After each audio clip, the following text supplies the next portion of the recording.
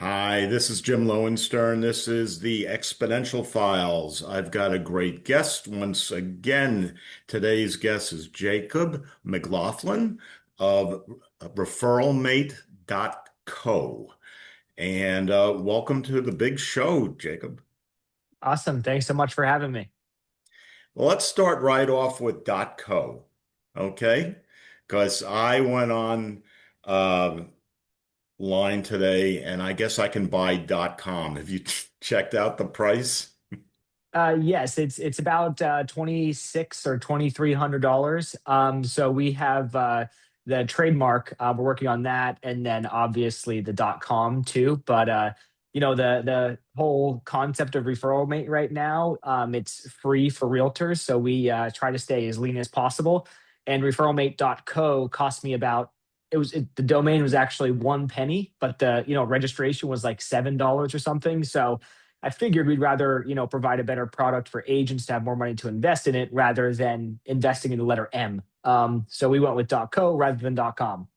I think that is so intelligent. I want every realtor and actually every entrepreneur out there to understand that the business is you and your vision, and it has almost zero to do with a name and even less to do with a domain. Because Absolutely.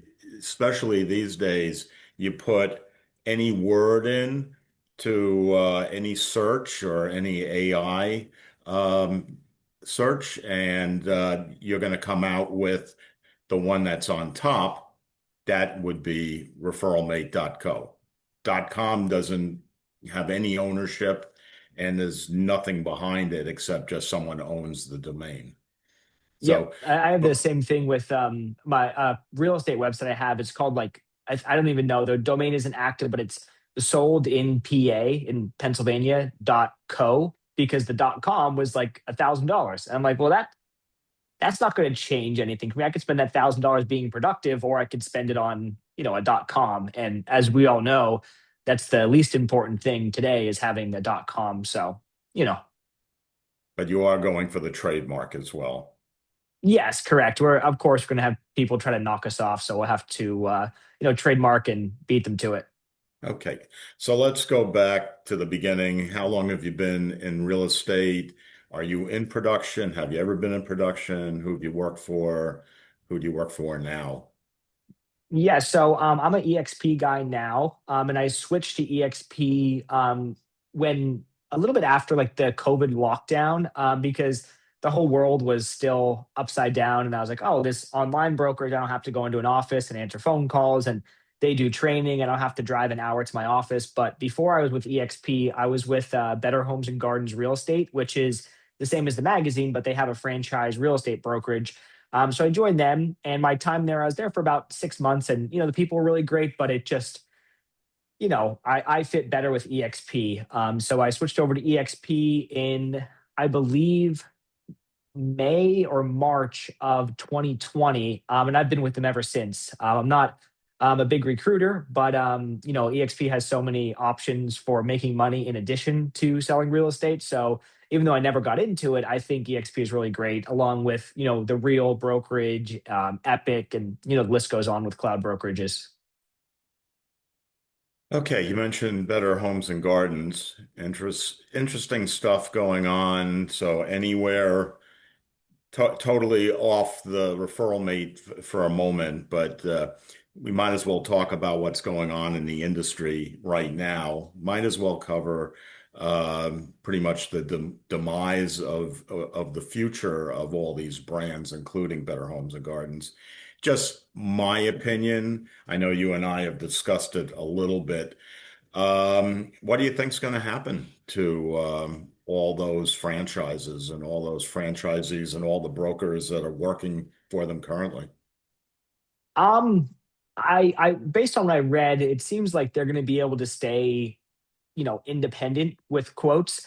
But realistically, I think even though I'm an EXP guy, I think, what Robert's doing with Compass, even though people will argue the stock price is down or up or this or that, I mean, the guy's going at Zillow. He is 100% fearless. And he just built the biggest brokerage under the Compass brand. They have what, over 400,000 agents now, and he is not scared to go to work for them. So I think, as an EXP guy, I think, how am I going to be able to compete with this at a local level? But realistically, as an agent competing with Compass, I don't know if I love it. But looking at it from the business perspective, it might be a monopoly, which is, as we all know, very hard to compete with. Hmm. The M word. You went right there. Monopoly. Um, okay. I would probably say that EXP has an advantage over that monopoly because all of the agents that are working for Compass can ultimately go anywhere they want. Mhm. And I think the value, just like we talked in the beginning of the podcast about your brand and your vision. Each one of those agents that works for Compass has their brand and their vision. And EXP and their business model and business platform, I believe, aligns better with branding for agents. So those Yeah, agents that work for Compass have all the same signage, all say Compass, and their names are on it, but they're not really allowed to have as much freedom with their creativity as they are with EXP. So I think yeah, I think ultimately, that EXP, I agree. I think EXP gives you, more of that freedom within the brokerage to, build your own brand. Where Compass has more of like a legacy feeling, where EXP, as long as you have the EXP logo on a sign, they kind of let you put whatever else on it, as long as it's within the guidelines and legal. But yeah, I feel like Compass, they definitely have more of a crafted brand that they want their agents to represent. But that brings up a good point too. There's, I imagine, a lot of agents that are with, the Better Homes and Gardens, the Corcorans, all of the brokerages that got rolled up into Compass. That's probably a huge recruitment opportunity for EXP agents. If you could go out and provide value to those agents and show how it's different, I mean, there couldn't be a better opportunity to go build a massive downline. or even just a team. I mean, Hmm. these uh, I guess all the franchisees who are out there who are competing basically when they were under the Anywhere umbrella, corporate umbrella. It was Sotheby's offices competing with Coldwell Banker.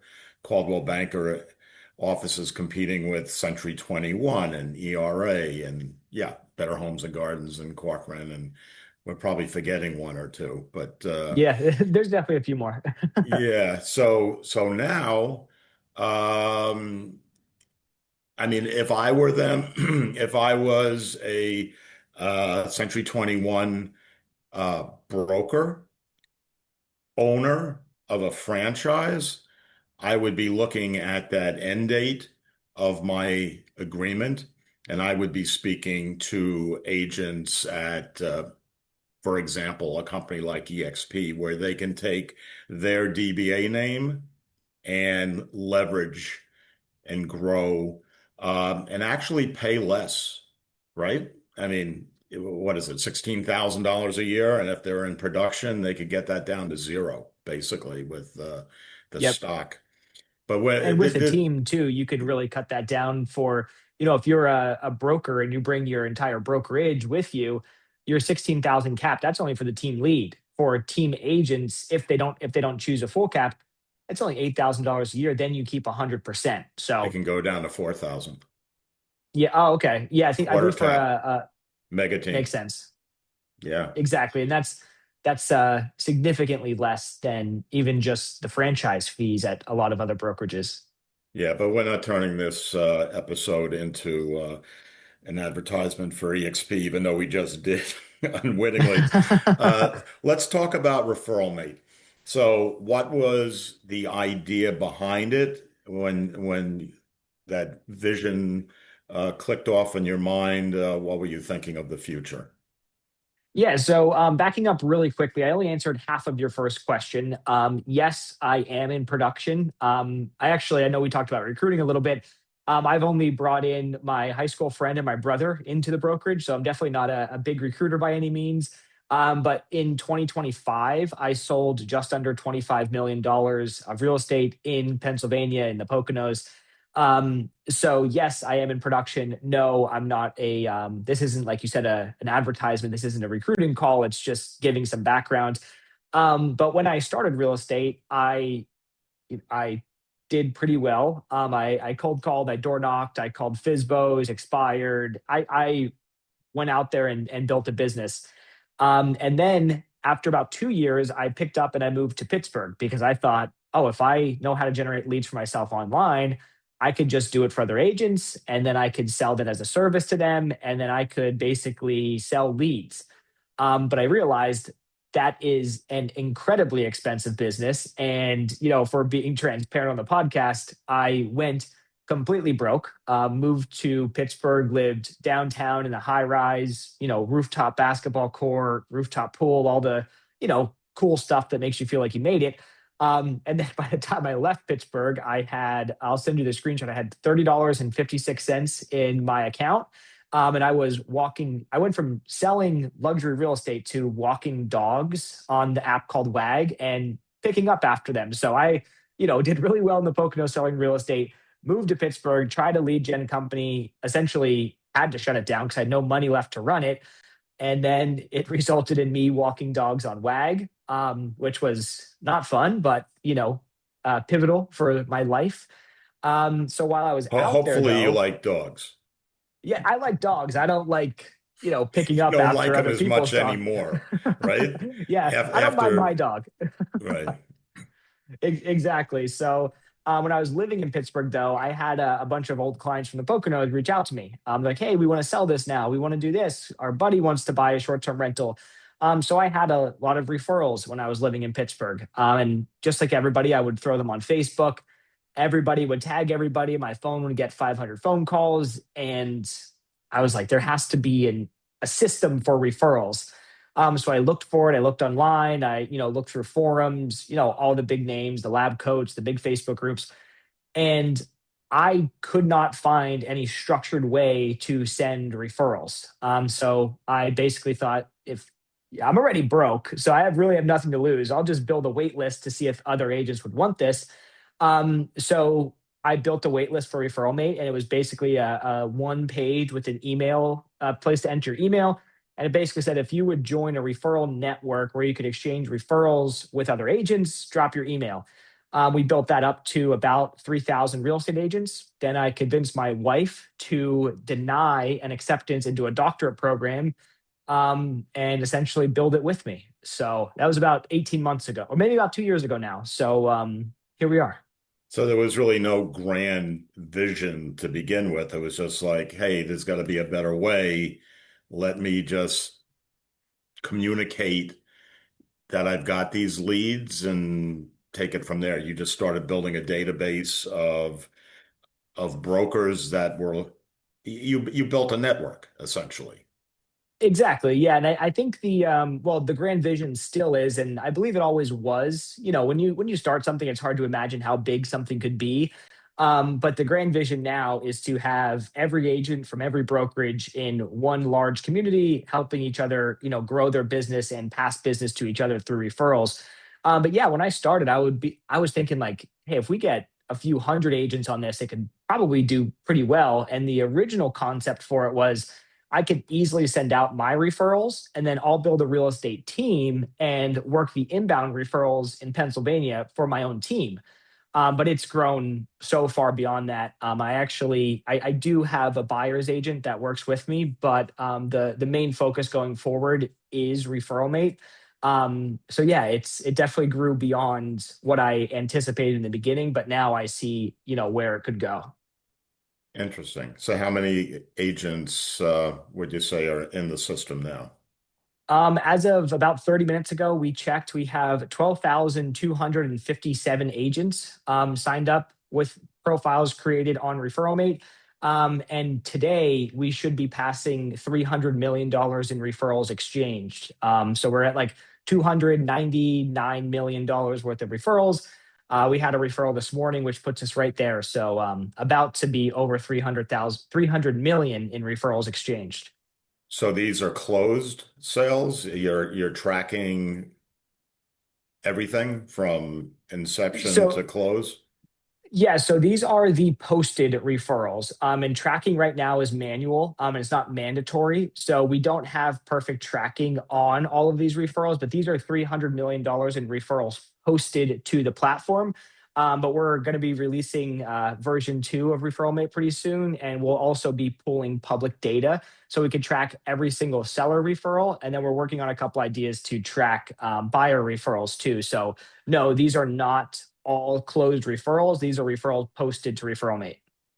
Okay, so I saw in my neck of the woods, I have a team. I've got my own license in the state where I saw the referral, and I guess I saw it on the EXP Slack, one of the Slack channels. And so when I posted on ReferralMate, I did not hear back from anybody. Yep. So I I think when you do it, you see how many people have, I guess, brokers have asked for the referral. And in this case, it might have been about 30. Hmm. So when I send out referrals, I know sometimes I get an influx of inquiries. I try to get back to everyone. I think there are probably agents out there that just pick the first person who just says, okay, bing.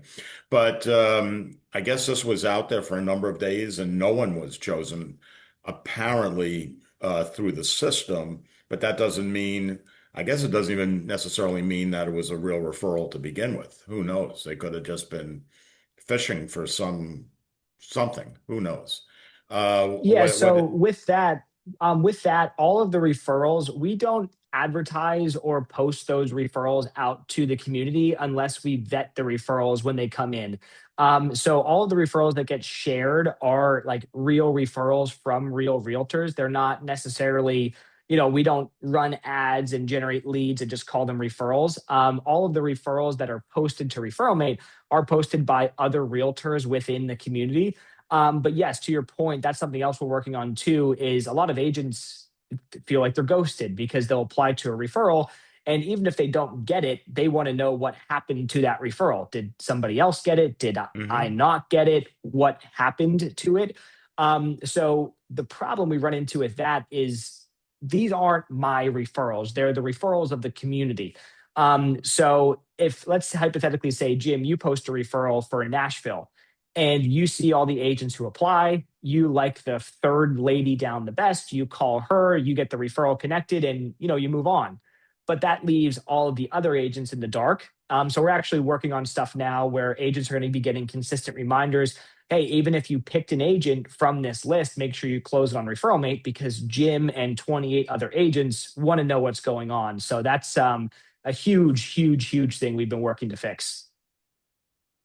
Better communication. Do you think that'll be like an AI component to help you? I mean, you're going to be communicating with tens of thousands of agents at some point every single day. You cannot possibly do that manually.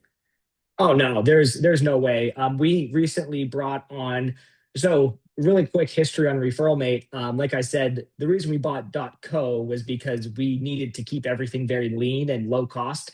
But we actually about 2 months ago we brought on a new CTO, and within a month we're going to have a completely new platform. It's not just going to look like a flat website that has referrals posted to it. It's going to look like a job board. And with that, he's building out all of the technology so agents are always in the loop. Eventually, when there's a listing referral, Jim, let's say you refer out a listing in Texas, you're kind of relying on that agent to be honest with you and say, hey, Jim, we closed it. Here's your referral fee. I've ran into some situations before ReferralMate where I'd send out a referral and I would never hear from that person again. I would text them, I'd Right, follow up, and it would be nothing. So I'm like, right. oh, what am I going to do? Keep emailing this person if they're not answering me? So with ReferralMate, another thing we're building in is we're going to be tracking public data. And that public data will tell us if an address that gets shared to ReferralMate closes, we're going to notify the agent that referred that client. So, basically trying to ensure agents getting the referral fee that they deserve. But yes, we're building out But features that's to, on, yeah, so that's on the listing side. You can do that through yes. public records. With a buyer referral or a lowly tenant, a lease situation, there's almost no way to track that, right? Correct. And that's actually something I've been asking a lot of people in the industry. What's the best way we could do that? Because as you said, even if you had that buyer's information in some way, we were able to track if, you know, Jim Ross closes a deal, our buyer, Jim Ross, closes a deal. What if he buys under an LLC? What if, he's not the primary borrower and his wife is, or his daughter is, or whatever? So, how could we try to bridge that gap at least a little bit? And the best thing that we've came to is trying to partner with a lending company or multiple lending companies so that if a buyer comes through and they're not pre-approved, we could lean even more on the lender to report back to ReferralMate with what's going on. And then also on top of that, if agents aren't tracking the referrals in ReferralMate, we're, unfortunately going to like kind of lock their profile until they update the agent they received the referral from. So sellers, even though it's a lot of technology, sellers are slightly easier because it's public data. But for buyers and renters, you're, it's really hard to track that. So we need the accountability from agents. And we think, I'd like to hear your thoughts. We think if we also brought in lenders and that was a lender requirement, if you approve this buyer for a loan and they close, you need to update ReferralMate because at the end of the day, you send out a referral not just to help that person, but also to collect your referral fee. Yeah. Yeah, there's a lot going on there. So, having worked for a national franchise that did a lot with corporate relo, there was a lot of paperwork. There were big referral splits. So they had a whole organization drilling into every agent and every referral all the time. That's how that system worked. And if the agent wasn't on top of the paperwork, and again, there was a lot of paperwork, uh, they wanted to have comparables if it was a listing, if it was a buyer, they wanted to know what was being shown and how often you were communicating. I mean, they Mm, got really into the weeds with everything.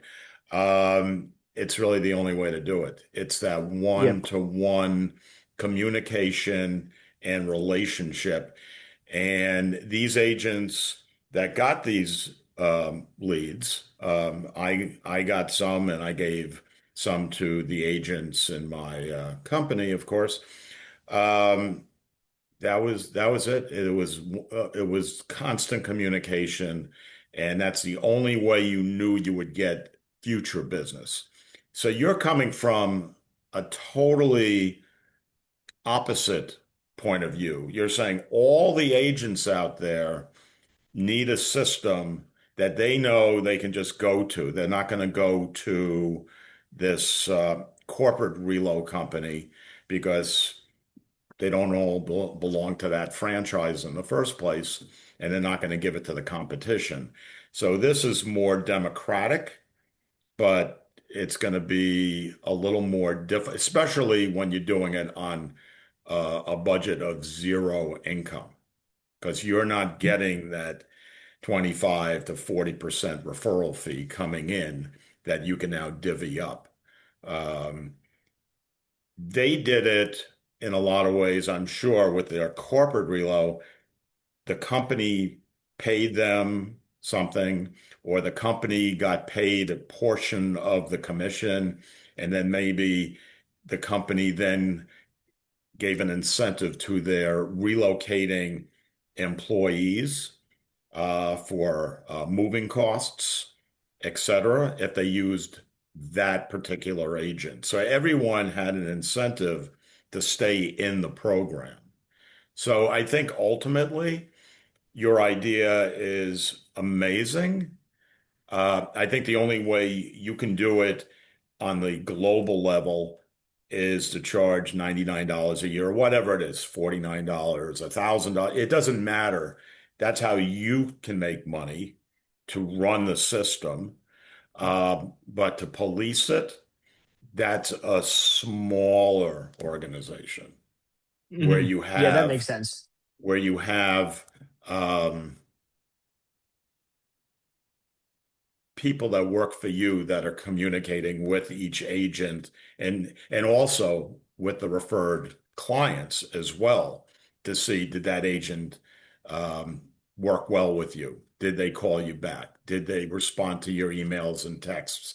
They'll get all these answers. So you know who to give the referrals to in the future. It's not just agents going, okay, I got 30 responses here. I'll pick that one, you Yeah, know. you want the best person that's going to close the deal, but also going to communicate with you along the way.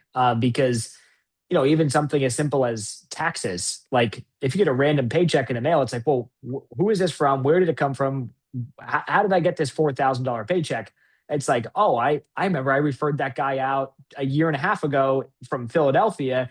He bought in DC. I finally got this paycheck. But if there's, like you said, a way to police it and actually have insights on where everybody's going, what's going on, it's not, I wouldn't say it's the most ideal thing to have to essentially update your status, but like you said, I think it works for everybody. It makes it the I better think you're agents gonna, rise to the top. and I think with AI, you can probably do this better than you could have in the past. In the past, you would have to have somebody there making a phone call, speaking to the agent, speaking to the buyer, speaking to the seller, speaking to the renter, or whoever you're speaking to, and getting all this information. Now you can do it through reviews. Okay. I gave Jane this referral. Did I ever hear back from them? Yes. Was the communication timely and and appropriate? Did I get back the information I wanted, or did I have to keep chasing her? And it's a scale of 1 to 5 stars. Yes, she was great. Yes, I got paid. All these things go into the system. So now you got the reviews. Exactly. Now an Based on real agent referrals, not Now an just, agent knows that she got a referral through referralmate.co, give you a little plug there, and got paid on it. That's important. This other person, never heard from them again. They got 1 star, or maybe you have 0 stars or half a star or something like that. So you know, people, just like in Zillow, the agents that get the most business from Zillow have 5 star reviews. The agents that get referrals through Google reviews or Yelp, they want 5 star reviews. Anything less, is just going to hurt them. So yep. you should do the same thing. Yeah, I agree. And even looking at when you're looking at restaurants or hotels, you go to Google, you look at the reviews, and a lot of the times I don't even read the 5 stars. I'll just filter to lowest. Like, tell me the bad. Like, of course, people will say good stuff, but what's the bad stuff? And if the bad stuff I don't think is that bad, then I'm like, okay, maybe the waiter dropped a water on the floor next to them. I don't care, but you need both sides of it. You can't just have all the good stuff. You can't have people necessarily reviewing themselves. It needs to be an ecosystem and a community where we peer to peer review each other. And that could be a whole nother piece of marketing for agents too. Well, Is if that's in the background. That's agent to agent communication. The public Yep, doesn't have to see what's going on behind the curtain. We really I'm don't I'm have to saying on see like an all agent's that. profile when they apply, if they apply to another referral, we could see, okay, this person has amazing reviews. I could trust them. Okay, so is the goal then ultimately to have listings on the site too? No, we don't necessarily want to be like a home search platform. We just essentially want to be Indeed for referrals and for real estate agents. But no, we don't necessarily think that we would ever become like a home search portal like Realtor.com or Zillow.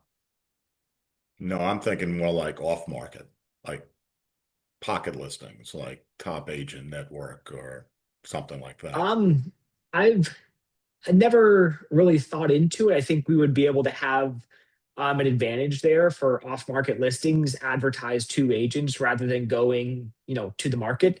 But no, I've never thought about that from an agent perspective. For you, would you see that as beneficial? Um, for me, yes. I think the majority of my business these days, I do a lot with new construction, so I'm looking for off-market stuff. And then when it comes to attracting the right buyer, multiple listing isn't always the way to go. And sometimes I can sell things before they even get built that way with off market. It's just a thought because if you're going to have Mhm. tens of thousands of agents, they're communicating with each other now through reviews. The better the review, the more business they get. Now they're communicating with each other with listings that they have. You have your own network at that point. Yeah. Exactly. I think I like the idea because it really could, and sometimes, like you said, homes just don't fit best on the MLS. I know this is, maybe circling it back to Compass. That's a big point of contention in real estate right now is, the private exclusives or the pocket listings or the off markets. But realistically, if you're a high producing agent, you're going to do a lot of off market deals. So if you could be off market but also be communicating with agents, I I I don't see how that could be a bad thing. and that's a way, just pointing it out to you, that's a way where you can make money Yep. because Yep, the that makes agents sense. will, you could have different levels of membership. You could have a free membership, and then you can have a membership where you can post listings. You can have a membership where you can post and see listings and so on and so forth. And it doesn't have to be a whole lot of money. I mean, Top Agent Network, I think I pay $700 a year. And I think I've probably sold over $10 million worth of property in there.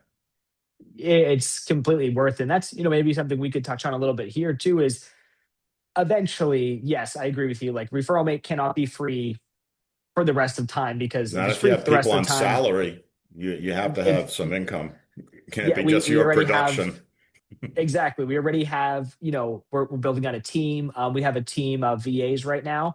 Um, but eventually it's going to have to get bigger. Like at 12,000 agents, we already have a team. What happens when we get to 70,000 agents or 300,000 agents? It can't just be Jacob selling real estate on the side to fund this. But my thought basically was if we charged hypothetically $99 a month and agents were receiving business and closing deals, like you just said for Top Agent Network, it's a no-brainer. If you pay 700 but sell 10 million, the gap there is hundreds of thousands of dollars. So I think I want to hear your thoughts. It would almost be crazy to say no to it if you're actually closing business from the platform. Yeah, well, I think you're doing it right. I think free brings agents in, and then you have different levels of participation in the future. You know, Correct. Exactly. and that way probably every agent is on the system. They get to use it, they get to see it, they get to trust it, they get to understand it. You would have almost like a referralmate.co podcast every week talking about the system so people understand what it is. I went to it, I signed up, but will I ever go back to it? That's the big question. I'd Exactly. put I threw my hat into the ring for that referral, didn't get it. When I see the next one, I'll probably try again, but after a certain point, I'm not going to try anymore, right? Exactly. So It you needs to gotta, be a community. It needs to be a brand too. Just like in real estate, you need to build a brand for yourself to sell more real estate. Just like that's the playbook now is have a brand, just like you're doing with the podcast. Now, agents from all over the country are probably referring to you because you've talked to so many of them. hopefully. Yeah. It's hard to say on some days. You understand. Yeah, Mhm. you're in the business. You got down to $0 in the bank and we're walking dogs. I'm not walking dogs yet. Let's put it that way. Not yet. You never know, right? I just let my dog in the backyard and that's the end of it. Um, what questions haven't I asked that you would like to delve into?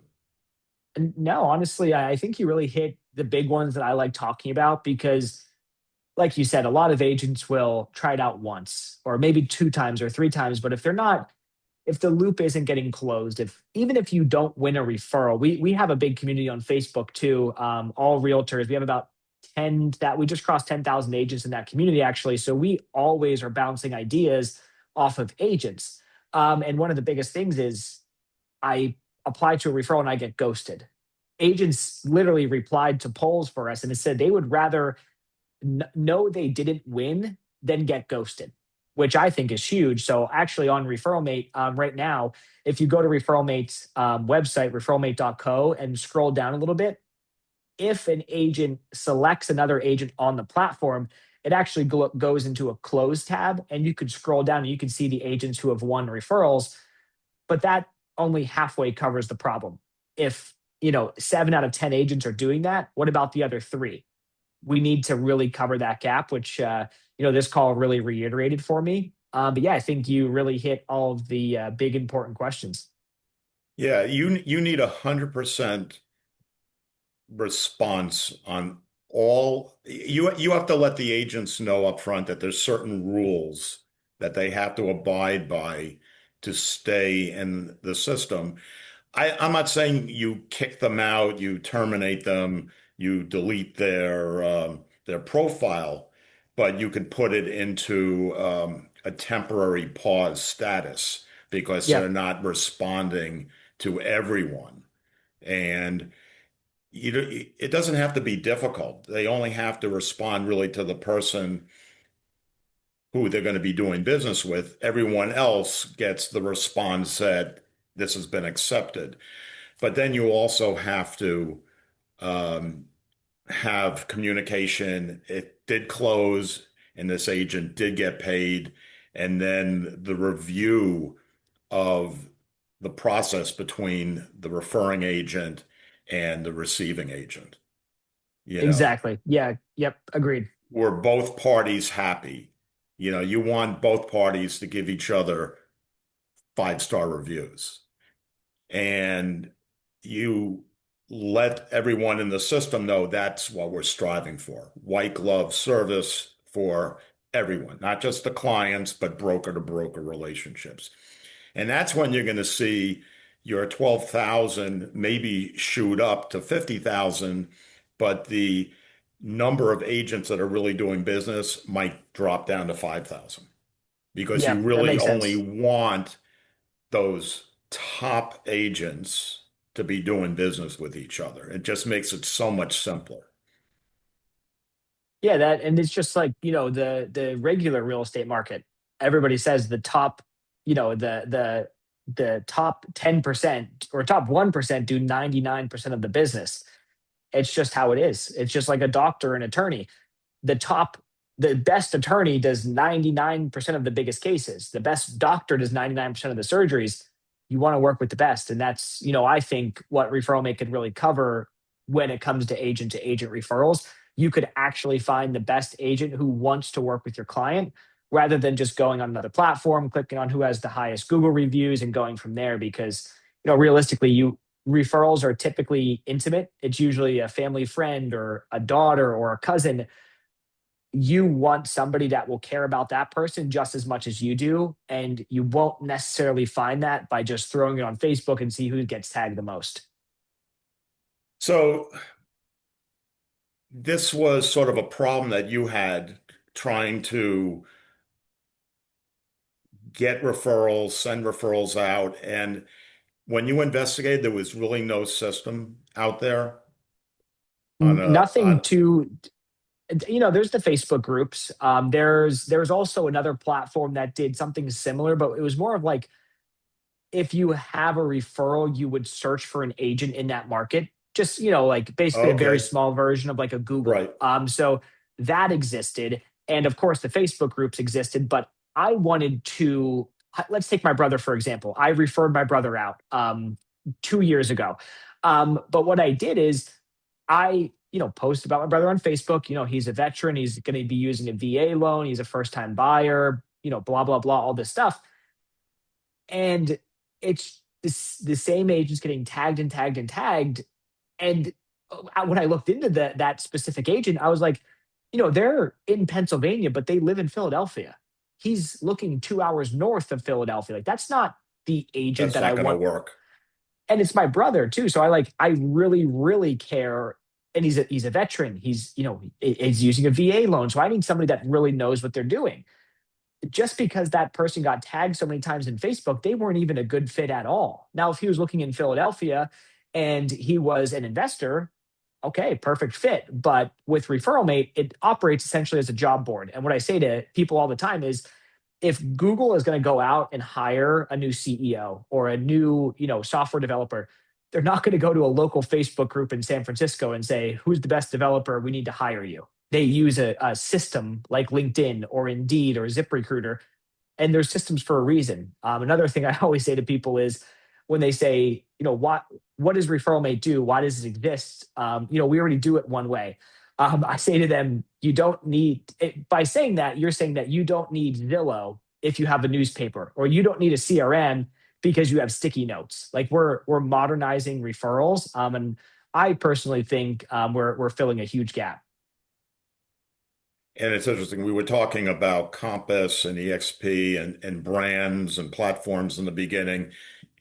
You were thinking Compass could, be a monopoly, and I think of it totally differently.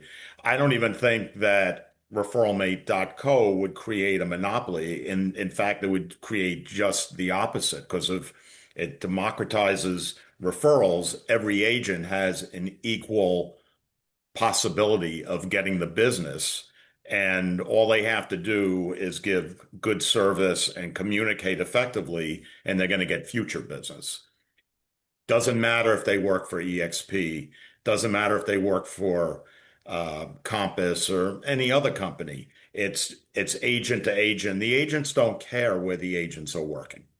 I think the buyers and sellers are the same way.